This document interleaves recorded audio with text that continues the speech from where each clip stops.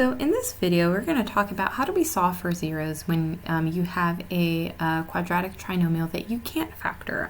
So this method is called completing the square. So we're going to be using this method when you have an unfactorable trinomial.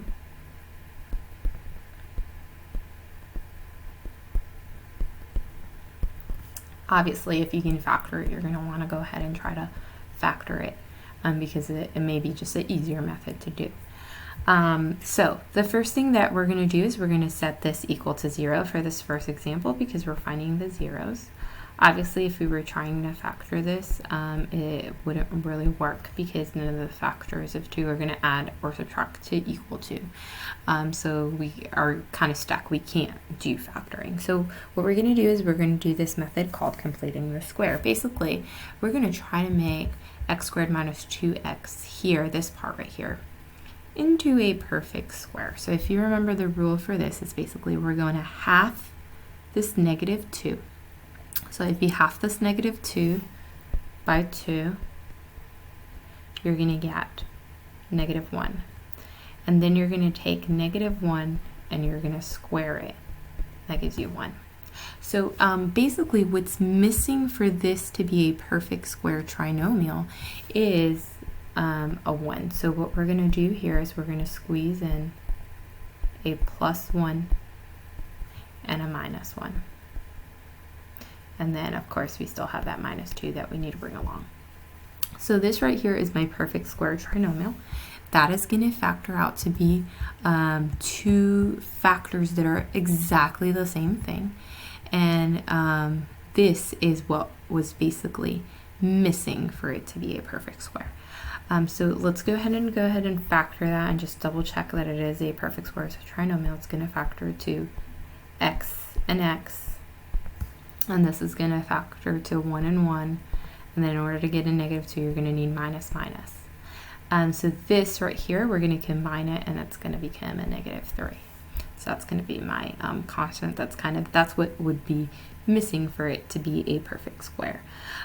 So then I can go ahead and make this into x minus 1 squared minus 3. So all I'm doing is I'm rewriting this.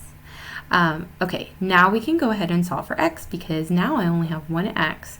And we can do inverse operations to go ahead and solve. We had been doing this in the past, so at this point we should know how to solve for this. So first we're going to add 3 to both sides.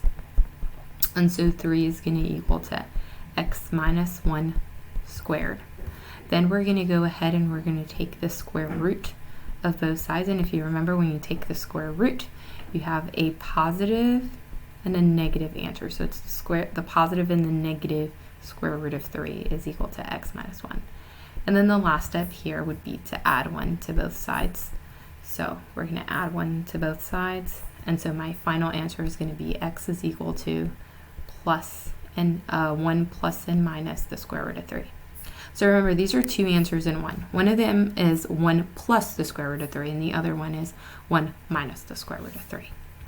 Okay, so now that we've done that, let's do kind of just a slightly more challenging example. So in this case, I'm trying to figure out when this is equal to 1. And so again, I would have been trying to factor this, so I would subtract a 1 from here and then get my 0. Now, you would have noticed, right, I can't factor it. It doesn't really work out. So what we're going to do is we're going to complete the square. So in order to complete the square, you want to have a 1 x here so that you can have x and x. And you don't have that here. So in this case, the first thing that you have to do before you do anything is you have to get rid of this 4 by dividing everything by 4. And so you're going to get that 0 is equal to n squared minus 4n minus 1/4. Now we're going to go ahead and we're going to complete the square.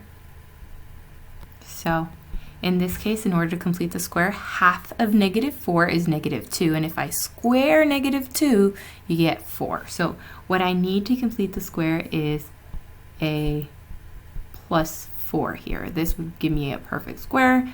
So I'm also going to minus 4 so that I don't change the value and bring down this 1/4. Okay, so this right here is my perfect square trinomial, and again, you can factor it sort of like we did in this first example to double check, but I'm pretty confident at this point that this is a perfect square. So it's going to be n and n give me n squared, and 2 and 2 give me 4, and I need a minus to get a negative 4n in the middle. So this is going to be a n minus 2 squared. And then this one I combine it. Yes, we have to do a little bit of fraction work. So I'm going to change that 4 into something that has a denominator of 4. So that's going to be 16 over 4. And then subtract 1/4. And you get minus 15 over 4. And now what we're going to do, so I'm just going to go ahead and I'm going to erase this just so that we can have a little bit more room to work through these. We're going to go ahead and do inverse operations and solve at this point.